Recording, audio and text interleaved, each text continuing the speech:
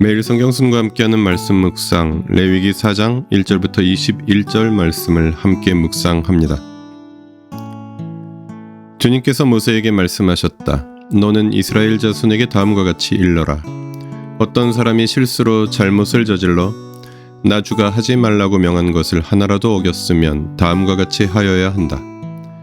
특히 기름 부음을 받고 임명받은 제사장이 죄를 지어서 그 벌이 백성에게 돌아가게 되었을 경우에 그 제사장이 지은 죄를 용서받으려면 솥대 가운데서 흠없는 숫송아지 한 마리를 골라 속죄 제물로 주에게 바쳐야 한다. 그는 그 숫송아지를 주 앞 곧 회막 어귀로 끌고 가서 그 숫송아지의 머리 위에 손을 얹은 다음에 주 앞에서 그 송아지를 잡아야 한다. 그리고 기름 부음을 받고 임명받은 제사장이 그 숫송아지의 피를 얼마 받아서 그것을 회막 안으로 가지고 들어가서 제사장이 직접 손가락으로 피를 찍어 주 앞 성소에 친 휘장 앞에서 7번 뿌려야 한다. 제사장은 또 그 피의 얼마를 회막 안, 주 앞에 있는 분향단 뿔에 돌아가면서 두루 바르고 나머지 숫송아지의 피는 모두 회막 어귀에 있는 번제단 밑바닥에 쏟아야 한다. 그런 다음에 그는 속죄의 제물로 바친 그 숫송아지에서 기름기를 모두 떼어내야 한다. 떼어낼 기름기는 내장 전체를 덮고 있는 기름기와 내장 각 부분에 붙어있는 모든 기름기와 두 콩팥과 거기에 덮여있는 허리깨의 기름기와 콩팥을 떼어낼 때 함께 떼어낸 간을 덮고 있는 껍질이다.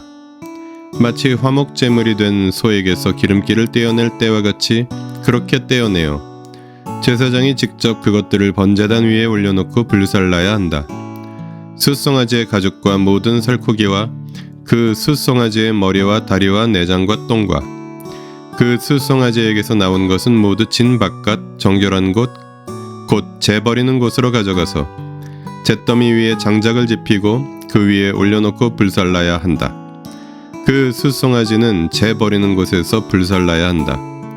이스라엘 온 회중이 실수로 함께 책임을 져야 할 잘못을 저지르면 그것은 비록 깨닫지 못하였을지라도 죄가 된다.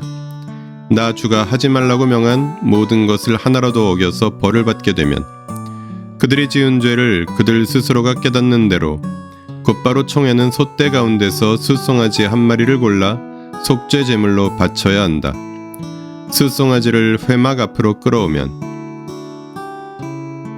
회중을 대표하는 장로들은 그 주 앞에서 그 숫송아지의 머리 위에 손을 얹은 다음에 주 앞에서 그 숫송아지를 잡아야 한다. 그리고 기름 부음을 받고 임명받은 제사장은 그 숫송아지의 피를 얼마 받아서 회막 안으로 가지고 들어가서 제사장이 직접 손가락으로 그 피를 찍어 주 앞 곧 휘장 앞에서 7번 뿌려야 한다. 그는 또 회막 안 주 앞에 있는 제단 뿔에 그 피를 조금씩 바르고 나머지 피는 모두 회막 어귀에 있는 번제단 밑바닥에 쏟아야 한다. 그런 다음에 그는 그 숫송아지에게서 기름기를 모두 떼어내게 하여 그것을 받아 제단 위에 올려놓고 불살라야 한다. 그는 이렇게 숫송아지를 다루면 된다. 이 숫송아지도 속죄 제물로 바친 숫송아지를 다루듯이 다루면 된다. 제사장이 이렇게 회중의 죄를 속하여 주면 그들은 용서를 받는다. 제사장은 그 숫송아지를 진 바깥으로 옮겨 앞에서 말한 숫송아지를 불사를 때와 같이 그렇게 그것을 불살라야 한다. 이것이 바로 회중의 죄를 속하는 속죄 제사이다. 1절부터 2절은 실수로 잘못을 저지른 경우에 드리는 제사 규정의 서론입니다. 실수로 잘못을 저질러 주님께서 하지 말라고 명한 것을 하나라도 어겼을 경우에 다음과 같은 규정에 따라 제사를 지내야 한다고 속죄 제물을 드리는 제사 규정을 시작합니다. 3절부터 12절은 제사장의 죄를 속죄하여 정결하게 하는 제사 규정입니다.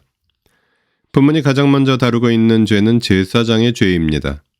제사장이 죄를 지어 그 벌이 백성에게 돌아가게 되었을 때 그 제사장이 용서받기 위한 제사입니다. 속죄를 위한 제물은 흠없는 숫송아지입니다. 제사장이 제물에 안수한 뒤 제물을 잡고 피를 성소에 뿌리고 분향단 뿔에 바르고 나머지는 번제단 밑바닥에 쏟아야 하며 화목제를 드리듯 기름기와 콩팥 등을 번제단 위에서 태우고 나머지 모든 부위는 재 버리는 곳에서 불살라야 합니다. 13절부터 21절은 공동체의 죄를 속죄하여 정결하게 하는 제사 규정입니다. 다음으로 다루는 속죄의 제사는 공동체가 실수로 함께 책임을 져야 할 잘못을 저지른 경우입니다. 공동체가 죄를 깨닫는 대로 제사장의 속죄 제사와 같은 방식으로 제사를 드리되 제물을 태운 뒤에는 제사장이 공동체의 죄에 대하여 사죄를 선언합니다.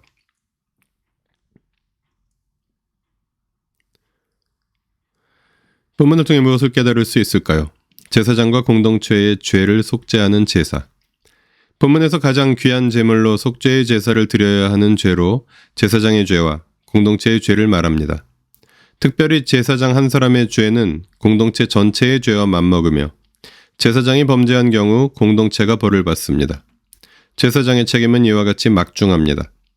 그러나 그에게는 공동체 앞에서 죄를 고백하고 속죄의 제사를 드릴 기회가 있습니다.